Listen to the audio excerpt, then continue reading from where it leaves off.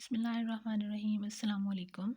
आज का हमारा टॉपिक है म्यूकर, जिसे हम ब्लैक मोल्ड भी बोलते हैं और ये किंगडम फंजाई से ताल्लुक़ रखता है और हमारी डेली लाइफ के अंदर बहुत अहम किरदार अदा करता है। ठीक है, सबसे पहले हम इसकी क्लासिफिकेशन देखेंगे। ये डिवीजन ज़ाइगोमाइकोटा से ताल्लुक़ रखता है। क्लास इसकी ज़ाइगोमाइसीड्स है। ऑर्डर इसका म्यूकोरेल है। फैमिली इसकी म्यूकोरेसी है और जीनस इसका म्यूकर है। नेक्स्ट है जी इसकी अक्रंस कहाँ पर पाया जाता है। तकरीबन इसकी 300 स्पीशीज़ अब तक डिस्कवर हो चुकी हैं और ये सैप्रोफिटी के नेचर होता है, यानी कि दूसरे डेड ऑर्गेनिज्म के ऊपर ये फीड करता है। तकरीबन इसकी 90% जो स्पीशीज़ हैं वो क्या हैं, वो सैप्रोफिटिक हैं, जो कि दूसरे डेड ऑर्गेनिज्म के ऊपर फीड करती हैं। कुछ स्पीशीज़ जो हैं वो कोप्रोस्पोर भी हैं, जो कि डंग के ऊपर फीड करती हैं, और कुछ ऐसी भी हैं जो कि पैरासाइट हैं। ठीक है, बहुत ही कम पैरासाइट है, लेकिन ज़्यादातर ये as a saprophytic in nature ही होता है। ये सॉइल के अंदर, डाइजेस्टिव सिस्टम के अंदर, जैसे कि मैंने आपको बताया कि ये पैरासाइट भी होता है, तो दूसरे ऑर्गेनिज्म के डाइजेस्टिव सिस्टम के अंदर भी पाया जाता है। प्लांट सर्फेसिस के ऊपर पाया जाता है और रोटन वेजिटेबल वगैरह के ऊपर पाया जाता है। सबसे मोस्ट कॉमन जो इसकी स्पीशीज़ है जो देखने में आती है वो है म्यूकर मस्कीटो, जो कि हमारी सराउंडिंग में सबसे ज़्यादा पाई जाती है। और इसकी एक और अहम बात ये है कि ये बहुत ही फास्टली ग्रो करता है, इसका ग्रोइंग रेट बहुत ज़्यादा है। इसको हम लैब के अंदर भी प्रिपेयर कर सकते हैं कि अगर हम एक ब्रेड का पीस लें और उसको थोड़ी देर के लिए या कुछ टाइम के लिए हम उसको ब्रेड को नमी वाली जगह पर थोड़ा सा वाटरी मटेरियल के अंदर रख दें, तो वहाँ पर आसानी से म्यूकर जो है उसके ऊपर ग्रो कर जाता है। इसकी जो अपीयरेंस होती है वो कॉटनी नेचर की होती है, कॉटन की तरह का, जैसे कॉटन वूल होती है वैसे ये नज़र आता है। ये ब्रेड के ऊपर, पिकल्स के ऊपर और शूज़ वगैरह के ऊपर ज़्यादा ग्रो करता है। तो जब ये स्पोर प्रोड्यूस करता है तो स्पोर्स ज़्यादातर ब्लैक होते हैं, जिसकी वजह से इसका नाम ब्लैक मोल्ड भी कॉमनली से बोला जा सकता है। और जो इसकी कलोनीज़ की फॉर्म है, कलोनीज़ इसकी ज़्यादातर वाइट और ग्रे होती हैं और तकरीबन सेवरल सेंटीमीटर तक लंबी हो सकती हैं। नेक्स्ट है इसका स्ट्रक्चर, बॉडी स्ट्रक्चर या सेल स्ट्रक्चर कह लें। बॉडी कैसी होती है, ब्रांच्ड होती है, जैसे ये ब्रांचेस बनी हुई हैं तो ब्रांच्ड स्ट्रक्चर है। सिनोसिटिक है, यानी कि बॉडी के अंदर मल्टी न्यूक्लियाई प्रेजेंट होते हैं, दरमियान में कुछ सेप्टा वगैरह प्रेजेंट नहीं होता, इसको हम बोलते हैं सिनोसिटिक। इसकी बॉडी की 2 वाल होती हैं। बाहर वाली वाल जो होती है वो काइटिन की बनी होती है और जो इनर वाल है वो सेलुलोज की बनी हुई होती है। इसके अंदर ऑयल और ग्लाइकोजन पाया जाता है, क्योंकि ये खुराक को यूज़ और स्टोर जो है ऑयल और ग्लाइकोजन की फॉर्म में ही करता है। इसका साइटोप्लाज्म जो है वो ग्लैनुलर है, क्योंकि इसमें ऑयल ड्रॉपलेट्स, न्यूक्लियाई और इस तरह के स्ट्रक्चर्स मौजूद हैं, तो साइटोप्लाज्म इसका ग्लैनुलर है।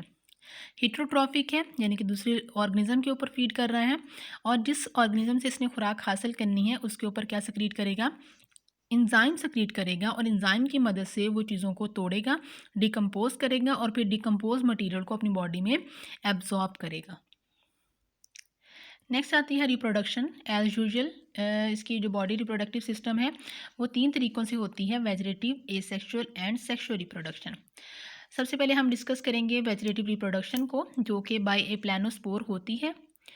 ये जो कंडीशन है प्लानोस्पोर फॉर्मेशन की, वो ज़्यादातर फेवरेबल कंडीशन में होती है, जब मौसम या हालात जो है उसके लिए साजगार होते हैं, तो वो आसानी से प्लानोस्पोर के ज़रिए से ग्रो कर जाता है। क्या होगा कि इसके जो इंटरवोवन मटेरियल है उसमें से कुछ ब्रांचेस जो होंगी वो ऊपर की तरफ ग्रो करना शुरू कर देंगी, और इस ब्रांच को हम क्या बोलेंगे, स्पोरेंजियोफोर बोलेंगे। फोर का मतलब होता है ब्रांच। तो वो ब्रांच जो ऊपर की तरफ ग्रो करती है, एरियल पोर्शन बनाती है, उसको हम क्या बोलेंगे, स्पोरेंजियोफोर बोलेंगे। स्पोरेंजियोफोर का जो टर्मिनल एंड है, ऊपर वाला जो एंड है, वो स्वेलन हो जाता है, फूल जाता है, जिसको हम क्या बोलते हैं, स्पोरेंजिया। ठीक है, अब उस स्पोरेंजिया इसके अंदर, यानी कि ये फॉर एग्जांपल ये नीचे की तरफ बॉडी थी, तो यहाँ पर बहुत सारे न्यूक्लियाई प्रेजेंट थे, तो जैसे ही ये वाला स्वेलन पोर्शन बनेगा, स्पोरेंजिया बनेगा, इसके सारे न्यूक्लियाई मूव करके इस यहाँ पर आ जाएंगे, इसका प्रोटोप्लास्ट भी और इसके न्यूक्लियाई भी इसके टर्मिनल पोर्शन के ऊपर आ जाएंगे। ठीक है, और यहाँ पर दरमियान में एक बड़ा वैक्यूल जो है वो बन जाएगा। वैक्यूल और प्रोटोप्लास्ट, जिसके अंदर बहुत सारे न्यूक्लियाई भी मौजूद हैं, उन दोनों की सेपरेशन हो जाती है एक वाल के ज़रिए से। उस वाल को हम बोलते हैं क्लोमेला। ठीक है, वैक्यूल एंड जो स्पोरेंजिया का ऊपर वाला पोर्शन है जिसमें न्यूक्लियाई और प्रोटोप्लास्ट मौजूद हैं, वो दोनों सेपरेट हो जाते हैं एक वाल के ज़रिए से, जिसे हम क्लोमेला बोलते हैं। ठीक है। तो क्या होगा कि जैसे ही यहाँ पर सारे न्यूक्लियाई जमा होंगे, अगली स्टेज के अंदर थोड़ा थोड़ा प्रोटोप्लास्ट लेने के बाद न्यूक्लियाई स्पोर की शक्ल इख्तियार कर लेते हैं, और इन स्पोर्स को क्या बोलते हैं, ए प्लानोस्पोर।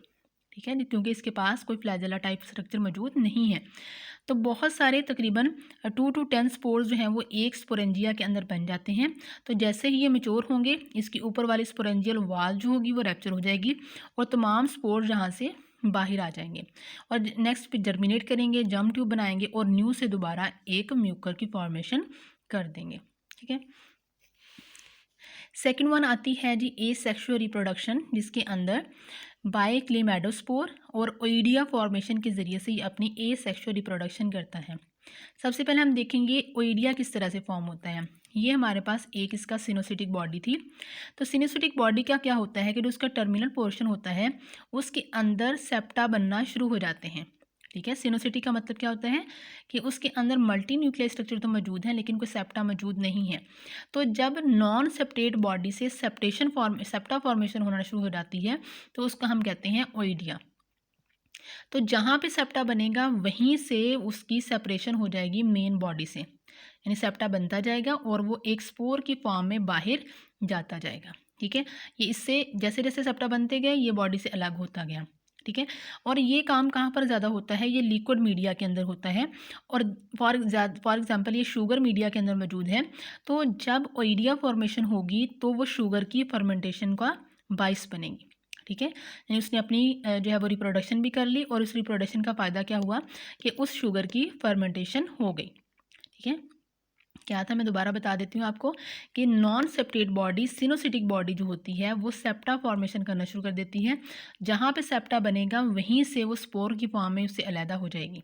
ठीक है, अब जो ओइडिया इससे अलग हुआ है, अब ये बार बार यही काम नहीं करेगा कि सेप्टेशन फॉर्मेशन, बल्कि ये अपनी बर्ड्स बनाना शुरू कर देगा।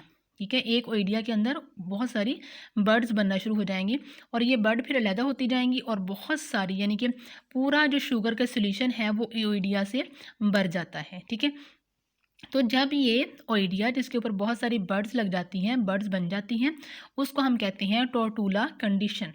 ठीक है, एक ओइडिया के साथ बहुत सारी बर्ड्स मौजूद होंगी तो इसे क्या बोलेंगे, टोर्टुला फॉर्मेशन।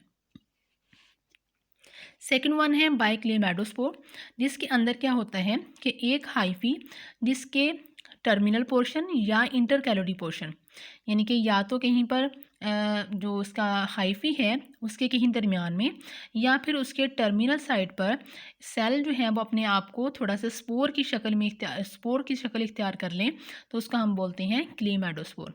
फिर ये क्या करेंगे, मेन बॉडी से सेपरेट हो जाएंगे और दोबारा से जाके न्यू म्यूकर की फॉर्मेशन करेंगे। ठीक है, तो बच्चे नेक्स्ट के टॉपिक के अंदर हम पढ़ेंगे इसकी सेक्सुअल रिप्रोडक्शन लाइफ साइकिल। ठीक है, तो अगर आपको कोई क्वेश्चन है तो आप मुझसे पूछ सकते हैं। आई होप सो आपको यहाँ तक समझ आ गई होगी। अल्लाह हाफिज़।